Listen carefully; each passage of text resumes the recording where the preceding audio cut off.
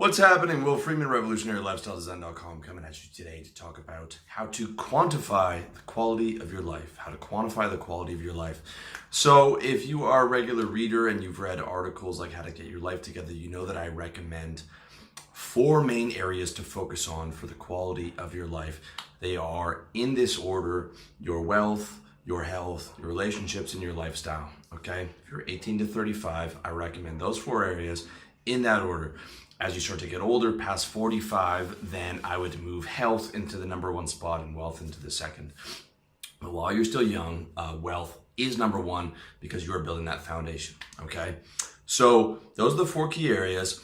And you also know that I recommend yearly goals for each of those 4 key areas. So every year I set a goal for myself in each one of those areas, and I recommend that you set a goal as well. And what I want to give you today are the metrics so you are able to compare yourself to how other guys are doing, and that's going to give you a clearer picture of what to shoot for, the benchmarks, being able to set yearly goals, and being able to actually quantify what it is that we talk about when we talk about quality of life, okay? So just like you have metrics in the gym, how much can you bench press compared to the next guy? Now I'm going to give you metrics for your entire life structured into beginner, intermediate, advanced. So there's 3 metrics for each category with beginner, intermediate, advanced. So off the top, wealth, okay? Wealth, and I'm going to be talking about having your own business because you know that I recommend having a business. I cannot recommend having a job at all. If you are the type of guy that wants to work a job for the rest of your life, my site is not for you. So we're talking about your own business, okay? And just getting a business off the ground is hard enough. But 30K a year is beginner, 60K is intermediate, and 100K a year is advanced, all right? And that's for the West or the developing world equivalent. For example, in the developing world, $4,000 a month, in Thailand or here in Asia, is the same as 100K, if not more. So that's something to factor as well, depending on where you live. So 100K might not sound like too much or advanced, but it is when you consider the fact that you have your own business. If you're 18 to 30 and you have your own business and you're making 100K, you're doing fucking good, okay? Because most guys that are making 100K a year or have a job, they're salesmen and they have a boss. If you've gone out on a limb, you've built your own business, and you've built it up to 6 figures, you're doing fucking good. And there's also a number of studies that have been done that say that once you reach something like $75,000 a year, your quality of happiness doesn't go up that exponentially compared to, even if you're making $300,000 a year, all right? So that's money. The second one's relationships, okay? This doesn't have to be your goal, but it's just an easy metric for me to pick. So the amount of girls that you've had in your life. So a guy who's a beginner is 10 women, a guy who's intermediate is 25, and a guy who is advanced is 50, okay? 50 girls is a lot, and even 10 is more than most guys have. But we are looking at someone who's focusing on girls. So 10, 25, 50. For fitness, okay, and these are natural metrics. So 20 pounds of lean muscle is beginner, which you can get in the first year. 35 pounds of lean muscle is intermediate, which you can have by the end of the second year, especially if you follow my minimalist routine. And 50 pounds of lean muscle is advanced, which may not be possible for you without something like TRT, just so you know.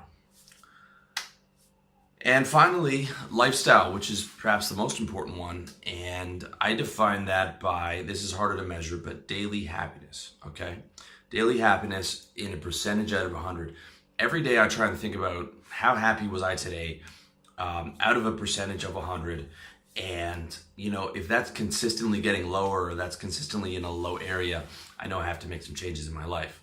So daily happiness would be, beginner levels is 50%. Okay, 50% means you're just okay, but you're not in depression.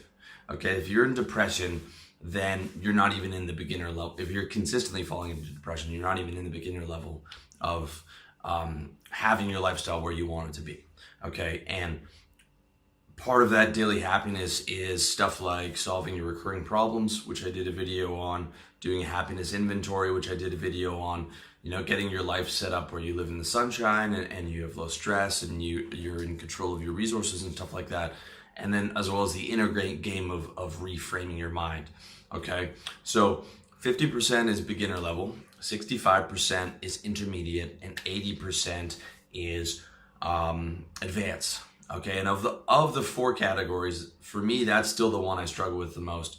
I'm in between intermediate and advanced usually, and sometimes though, if I have a ton of work or a bunch of projects I don't want to do, I'll slip down to the beginner level.